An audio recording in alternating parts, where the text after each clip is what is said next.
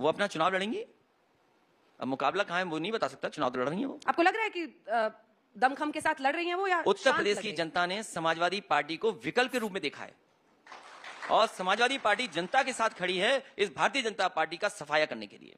ये विकल्प के तौर पर जो आपकी पार्टी उभरी है छोटे दलों के साथ गठबंधन में, आपको इसकी खास वजह क्यों लग रही है? बाकी लोग रेस में पीछे क्यों दिख रहे हैं? मुझे कारण नहीं पता, लेकिन समाजवादी पार्टी को अगर विकल्प के रूप में देख रहे हैं तो जनता के सवालों पे समाजवादी पार्टी जनता के साथ खड़ी है। 11% ब्राह्मणों पर, अब चूंकि जात के आधार पर भी जो पॉलिटिक्स उत्तर प्रदेश में होती है उस पर आते हैं, 11% ब्राह्मणों को सभी लुभाने की कोशिश कर रहे हैं, चाहे वो सतीश चंद्र मिश्र हो जो लगातार कर रहे हैं, आप लोगों ने भी किया, सब अलग अलग प्रबुद्ध सम्मेलन, ब्राह्मण सम्मेलन, नाम अलग अलग हैं, परशुराम जी की मूर्तियां। आपको लगता है कि ये सोशल इंजीनियरिंग आप कर पाएंगे जो आप कॉम्बिनेशन देखना चाह रहे हैं? देखिए, जब चुनाव होता है हर वर्ग में पहुंचने के लिए लीडरशिप काम करती है, पॉलिटिकल पार्टीज काम करती हैं और इसी सिलसिले में हर पार्टी चाहती है कि उससे हर समाज के लोग जुड़ें। लेकिन बुनियादी मुद्दे क्या हैं? बुनियादी मुद्दे महंगाई का है, बुनियादी मुद्दा नौकरी रोजगार का है, बुनियादी मुद्दे हैं कि सड़कें नहीं बनी हैं, बुनियादी मुद्दे हैं कि लोगों को पानी पीने नहीं मिल रहा है, बुनियादी मुद्दे हैं कि अस्पताल में अगर आप जाते हैं तो इलाज नहीं मिल रहा आपको, ऑपरेशन नहीं हो सकता, दवाइयां नहीं है। और बुनियादी मुद्दे ये हैं कि थाने ठीक होंगे कि नहीं होंगे, कि वहां भी जात के आधार पर काम होगा। जात के आधार पर काम हो रहा है, जात के आधार पर ही काम होता है, तभी एफआईआर दर्ज होती है। सर, ये आरोप तो आप पर लगता रहा है, आपकी सरकार पर। समाजवादी थाने में जाओ तो हर जगह जो इंपॉर्टेंट पोस्टिंग है वो यादवों को मिलती थी, सीधा यादव हैं कितने आईपीएस? मुझे तो उम्मीद है और मैं समझ सकता हूं, क्योंकि आप देश के सबसे ईमानदार पत्रकारों में आते हैं, तो आप बताइए उत्तर प्रदेश में आईपीएस कितने हैं यादव, कितने आईएएस हैं? आज तुलना करिए कि कौन सा वाद चल रहा है आज। क्या मुख्यमंत्री जी की अपनी जाति के लोग सब जगह नहीं ठोकराज कर रहे हैं?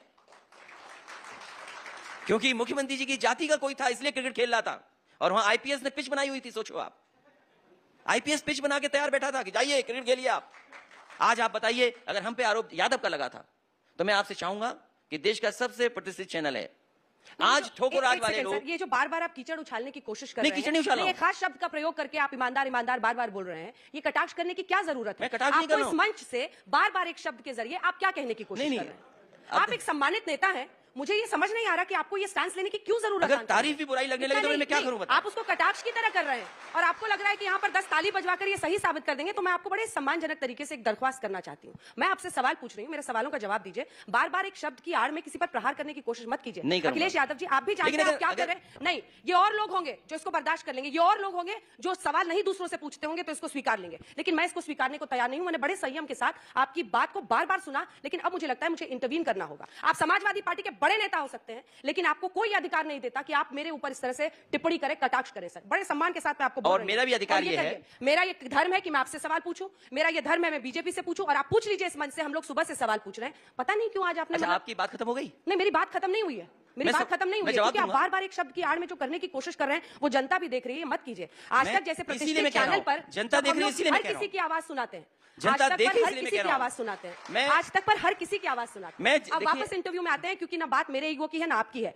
बात उत्तर प्रदेश के चुनाव की है, 10 मार्च के नतीजों की है। मैं भी आपका सम्मान कर रही हूं और मैं उम्मीद करूंगी कि आप भी उसी तरीके से मेरे सवालों का जवाब दें। वो और लोग होंगे जिन पर आप ये टिप्पणी कर सकते हैं, आज तक पर नहीं, आज तक पर नहीं। अब हो गया, मैं पूरा ईमानदारी के पैमाने पर मैं बिलो द बेल्ट हिटिंग वाली बात जो है ना, ये ठीक नहीं है। अच्छा ठीक है, एक सम्मान की बात मैं आपसे कहना चाहता हूं। आपने मुझ पे आरोप इसलिए लगाया क्योंकि मैं यादव हूं। मैं पॉलिटिकल सवाल पूछ रही हूं, मैं आपसे पॉलिटिकल सवाल पूछ रही हूं। नहीं, मैं आरोप नहीं लगा रही हूं। नहीं, मैं आपसे उम्मीद करता हूं पूछ रही हूं कि जिन मुद्दों पर आपको घेरा जाता है उस पर जवाब दीजिए। मैं वही जवाब दे रहा हूं। नाहा की पर्सनल बना रहे हैं। ये सवाल इसलिए पूछा जा रहा है क्योंकि मैं यादव हूं और यादव पे ये आरोप लगाया है कि यादव थे सब कुछ, आईपीएस सब कब्जा यादव पे था। हम इसलिए जाति जनगणना चाहते हैं। पहली नंबर बात, पहले मैं जाति गणना चाहता हूं। जो जिम्मेदार होता है, जिसको प्लम पोस्ट, अब मैं जानना चाहता हूं, आईपीएस ही नहीं होते हैं। नहीं, तो आप भी जानते होंगे। पूरे देश में, प्रदेश में झूठा प्रचार भारतीय जनता पार्टी ने कहा कि पूरा उत्तर प्रदेश इन अधिकारियों के लोगों ने कब्जा कर लिया। इसीलिए मैं चाहता हूं कि आपका प्रतिष्ठित चैनल है, ये बताइए उत्तर प्रदेश में कितने आईपीएस हैं यादव, कितने डीएम यादव हैं? और मैं आपको से कहता हूं, आज की गिनती क्यों नहीं बता रही हैं आप?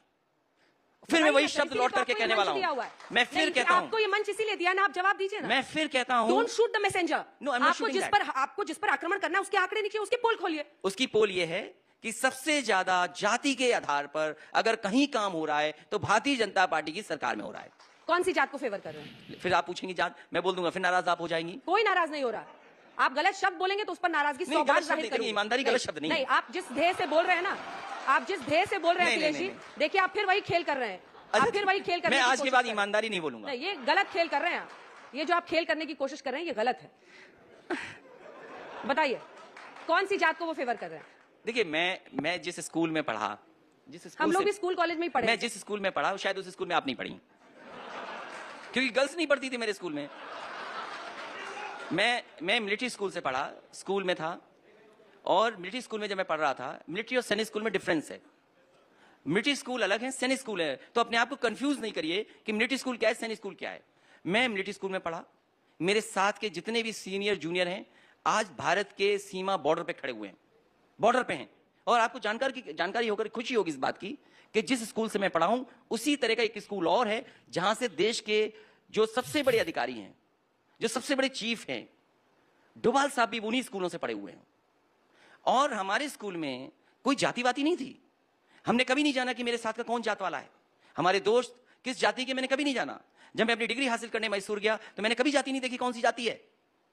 मैं और भी जगह दुनिया के हिस्सों में पढ़ा हूं, लेकिन ये भारतीय जनता पार्टी के ने बताओ हम पे यादव का जातिवाद का आरोप लगाया कि नहीं लगाया। मैंने सरकार चलाई है, और प्रतिष्ठित अखबार दैनिक जागरण था, उसने मेरे अपने चैनल में पूछा, मेरे सामने पूछा कि बताओ यादव अधिकारी ये कर रहे हैं कि नहीं कर रहे हैं। वो इसलिए कर रहे थे क्योंकि वो मुझे बदनाम करना चाहते थे। और आप भी सवाल इसलिए पूछ रही हैं क्योंकि मैं यादव हूं। ऐसा नहीं है, और आप जवाब इसलिए नहीं देना चाहती हो। उस वोट बैंक पर आपका मुझे वोट बैंक की चिंता नहीं है, मुझे वोट बैंक की चिंता नहीं है, वोट तो मुझे मिलेगा और आपके कहने से जाने वाला भी नहीं है। कब तक पूर्व रहिएगा, चिंता तो होगी सर। अब मुझे अपने वोट की चिंता नहीं है, मुझे चिंता इस बात की है कि उत्तर प्रदेश में न्याय नहीं मिल रहा है, ठोक दे रहे हैं। क्या बताओ फेक इनकाउंटर हुए कि नहीं हुए? कोई बता दे फेक इनकाउंटर में सजा नोटिस मिले हैं, आज थानों में कौन है?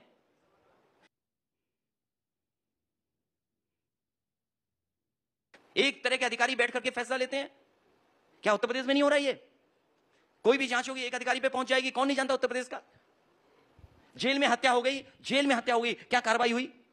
क्या जेल में आप मार देंगे जाकर के लोगों को? कौन जिम्मेदार है उसके लिए? ये कानून है आपका। प्रधानमंत्री के काफिले पर फिरोजपुर में जो सुरक्षा में चूक का मामला हुआ, उसको इमोटिव इशू बनाकर यूपी में भी लाया जाएगा।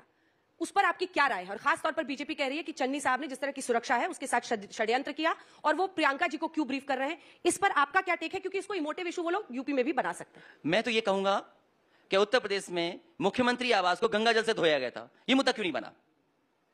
हमारी सिक्योरिटी हटाई गई, ये मुद्दा क्यों नहीं बना? कभी कभी टेक ऑफ होने से पहले क्रैश होने का खतरा होता है।